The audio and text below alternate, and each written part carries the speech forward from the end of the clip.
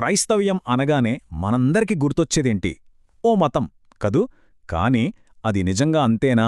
Bible లోపలికి వెళ్ళి ఆ మొదటి తరం విశ్వాసుల జీవితాలను గమనిస్తే మనకు ఓ సరికొత్త కోణం కనిపిస్తుంది. అందుకే ఈరోజు మనం ఒక చాలా ముఖ్యమైన ప్రశ్న గురించి మాట్లాడుకుందాం. అసలు క్రైస్తవ్యం అనేది ఒక మతమా లేక అంతకన్నా గొప్పదా? ఈ ప్రశ్న చూడ్డానికి చాలా సింపుల్గా అనిపించొచ్చు, కానీ దీని వెనక చాలా లోతైన అర్థం ఉంది. ఎందుకంటే చూడండి, మతం అన్నామనుకోండి, అది ఎక్కువగా మనుషులు కట్టుకున్న ఓ సిస్టంలా ఉంటుంది. అదే మార్గం అంటే అది దేవునితో ఉండే ఒక ప్రత్యక్ష సంబంధం. అందుకే ఇప్పుడు మనం ఈ రెండింటి మధ్య ఉన్న ఆ తేడా ఏంటో కొంచెం లోతుగా చూద్దాం. ఓకే, మరి ఈ విషయాన్ని స్టెప్ బై స్టెప్ ఎలా చూద్దామంటే, ముందుగా అసలు యేసుప్రభు మతం గురించి ఏమన్నారో చూద్దాం. ఆ తర్వాత అపొస్తలుడైన పౌలు జీవితాన్ని ఒక ఉదాహరణగా తీసుకుందాం. ఇక మార్గం అంటే ఏంటో తెలుసుకుని ఫైనల్గా ఒక ప్రయాణానికి ఏమవసరమో చర్చిద్దాం. సరే, మొదటగా ఒక ఆశ్చర్యకరమైన విషయంతో మొదలుపెడదాం. సాధారణంగా మనం ఏమనుకుంటాం? యేసు ప్రభు ఒక కొత్త మతాన్ని స్థాపించారు అని కదా. కాని అసలు నిజమేంటో తెలుసా? ఆయన తన టైంలో ఉన్న మత వ్యవస్థను చాలా తీవ్రంగా వ్యతిరేకించాడు. అవును, ఆయన చేసిన ఆ విమర్శ నుంచే మనం ఈరోజు మన విశ్లేషణ మొదలుపెడదాం. ఈ స్లైడ్లో ఉన్న యేసుప్రభు మాటలు చూడండి, ఎంత తీవ్రంగా ఉన్నాయో. ఆయన ఊరికే విభేదించట్లేదు, స్ట్రాంగ్గా ఖండిస్తున్నారు. వాళ్ళు ఒకరిని తమ మతంలోకి మార్చడానికి సముద్రాలు, భూమి అంతా చుట్టేసొస్తారట. తీరా మార్చాక వాళ్ళని తమ కంటే రెండంతలు నరకపాత్రులుగా చేస్తున్నారని ఆయన అంటున్నారు. అంటే ఆలోచించండి, ఇది కేవలం కొన్ని నియమాల గురించిన విషయం కాదు, మనుషుల జీవితాలనే నాశనం చేసే ప్రమాదం గురించి యేసు మాట్లాడుతున్నారు. సో ఇక్కడ అసలు పాయింట్ ఏంటంటే, దేవుడు మనుషులు తన దగ్గరికి రావటానికి ఒక దారిని తెరిచి ఉంచాలనుకుంటే, ఈ మనుషులు తయారు చేసిన మతాలు, వాటి ఆచారాలతో, సాంప్రదాయాలతో ఆ దారిని మూసేస్తున్నాయని ఈ ఆధారం మనకు చెబుతోంది. యేసుప్రభు కూడా అన్నారు కదా, మీరు మనుష్యుల ఎదుట పరలోకరాజ్యమును మూయుడురు అని.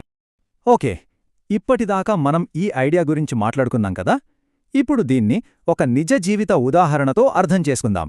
అపోస్తలుడైన పౌలు జీవితం నిజంగా మతంకి, మార్గంకి మధ్య ఉన్న తేడాకు ఒక పర్ఫెక్ట్ కేస్ స్టడీ లాంటిది.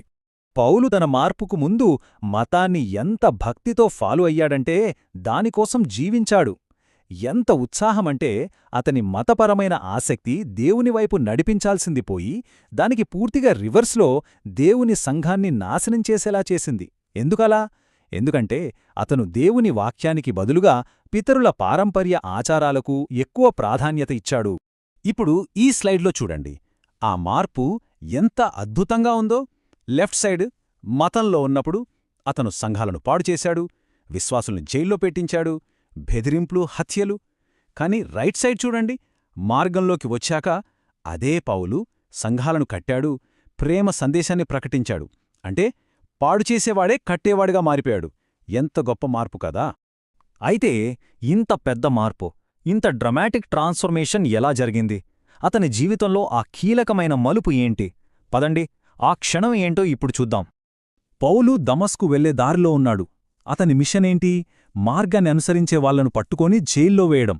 కాని దారి మధ్యలో యేసుప్రభువే అతనికి దర్శనమిచ్చి, నువ్వు నన్ను ఎందుకు హింసిస్తున్నావు అని అడిగారు. ఆ ఒక్క ప్రశ్నతో పౌలుకంతా అర్థమైపోయింది. తాను హింసిస్తున్నది ఒక మతాన్ని కాదని, ఒక వ్యక్తిని అని, ఆ మార్గమే యేసు అని గ్రహించాడు.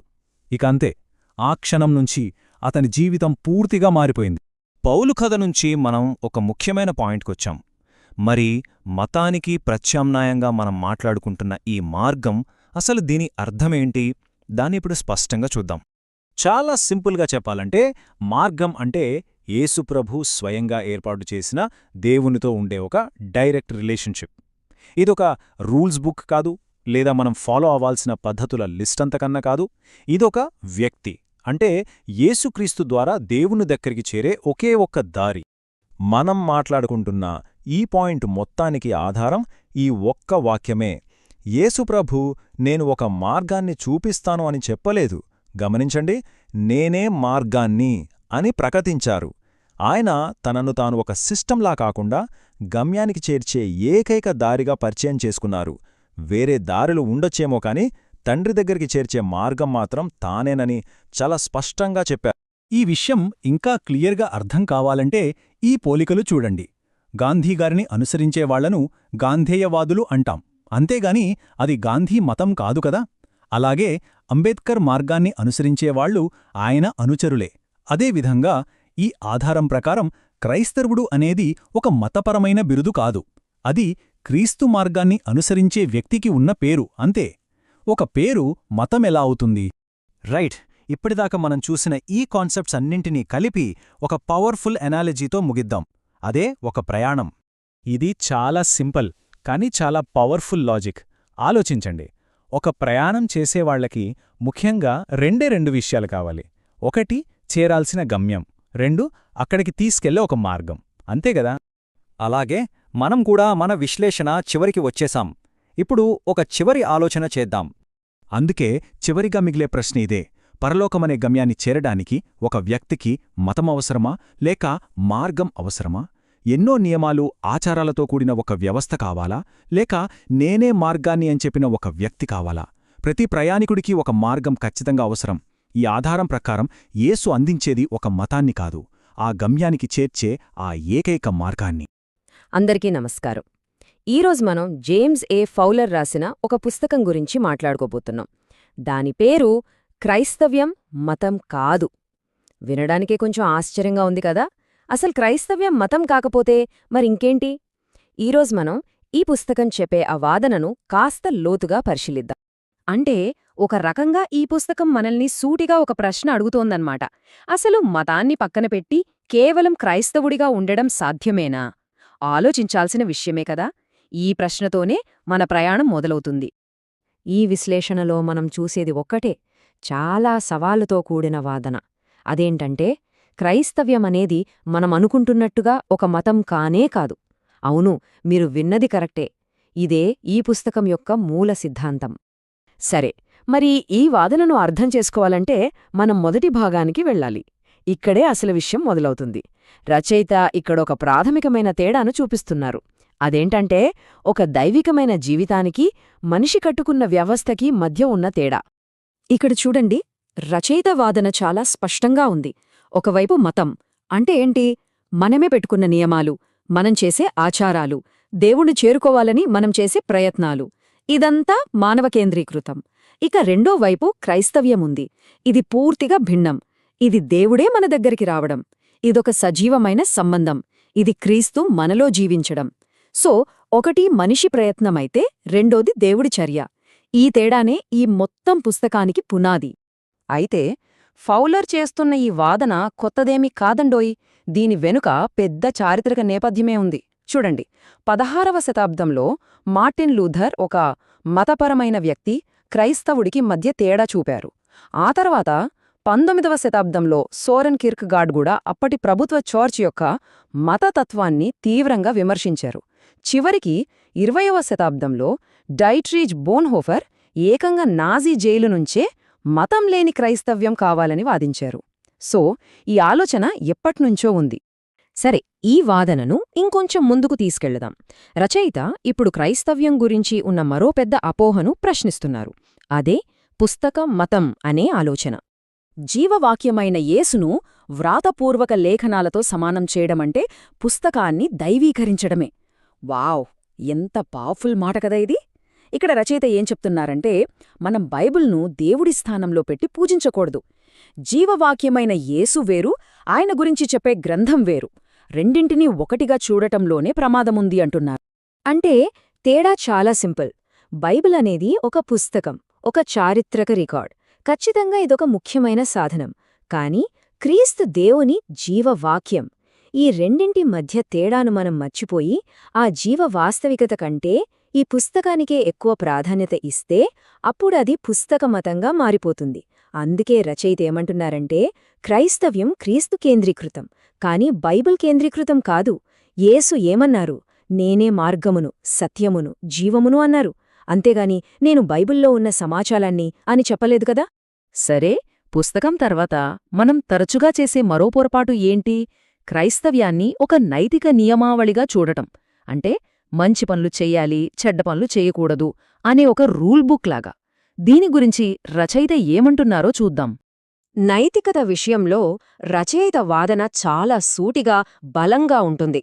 ఆయన 4 విమర్శలు చేస్తున్నారు. మొదటిది, ఇది దేవునికి అప్రియమైనది. యెషయా గ్రంథంలో చెప్పినట్టు మన గొప్ప నీతిక్రియలు కూడా దేవుడి ముందు మురికిగుడ్డలలాంటివేనట. రెండవది, ఇది ప్రాణాంతకమైనది. బైబిలే చెప్తోంది అక్షరం చంపుతుంది, ఆత్మ జీవింపచేస్తుంది అని. మూడవది, ఇది మనల్ని నాశనం చేస్తుంది. ఎందుకంటే ఆ నైతిక ప్రమాణాలని మనం ఎప్పటికీ అందుకోలేం. దానివల్లొచ్చేది నిరాశే. ఇక చివరిగా నాలుగవది, ఇది మోసపూరితమైనది. ఎందుకంటే అది పైకి గొప్పగా కనిపించినా మన శరీర సంబంధమైన కోరికలను నిజంగా అదుపు చేయలేదు. అయ్య బాబోయ్! నైతికత కూడా తప్పేనా? మరి ప్రత్యామ్నాయమేంటి అనే ప్రశ్న వస్తోంది కదా. దీనికి సమాధానంగా రచయిత, ప్రముఖ వేదాంతి సిఎస్ లూయిస్ చెప్పిన మాటను గుర్తుచేస్తున్నారు. ఏంటంటే, క్రైస్తవ్యం మొత్తం క్రీస్తును ధరించుకోవడమే. క్రైస్తవ్యం మరేదీ ఇవ్వదు. అంతే, సింపుల్. ఇది నియమాలు పాటించడం కాదు, క్రీస్తునే ధరించుకోవడం. రైట్. ఇక మనం మరో ముఖ్యమైన విషయానికొద్దాం. రచయిత దృష్టిలో క్రైస్తవ్యం ఏ మనిషి కట్టిన చట్రంలోనూ ఇమ్మడదు. ఎందుకలా అంటున్నారో ఇప్పుడు చూద్దాం. మొదటిది, ఇది ఒక విశ్వాస వ్యవస్థ కాదు. అంటే కేవలం కొన్ని నమ్మకాల జాబితా మాత్రమే కాదు. రెండవది, ఇది ఒక ఇజం కాదు.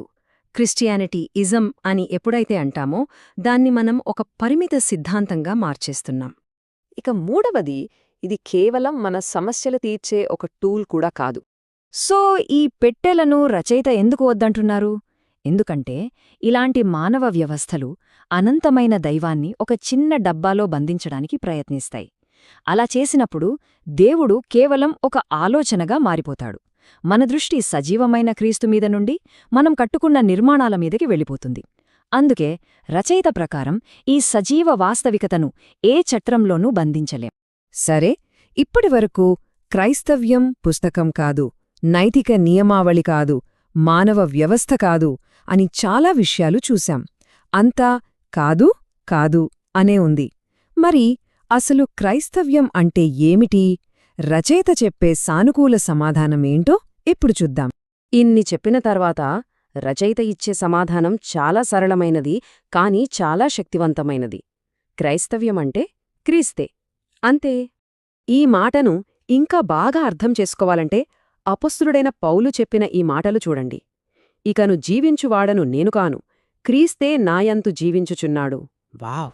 అంటే క్రైస్తవ్యమంటే మనలో క్రియాశీలంగా జీవించే క్రీస్తు జీవితం. అది మన సొంత బలం కాదు, మనలో పనిచేస్తున్న క్రీస్తు జీవం. సరే, ఈ విశ్లేషణను ముగించే ముందు ఒక చివరి ప్రశ్న. మనం మాట్లాడే భాష, మనం వాడే పదాలు, ఉదాహరణకి మతం అనే పదం, మన విశ్వాసాన్ని, మనం అర్థం చేసుకునే విధానాన్ని ఎంతగా ప్రభావితం చేస్తాయి? ఒక్కసారి ఆలోచించండి.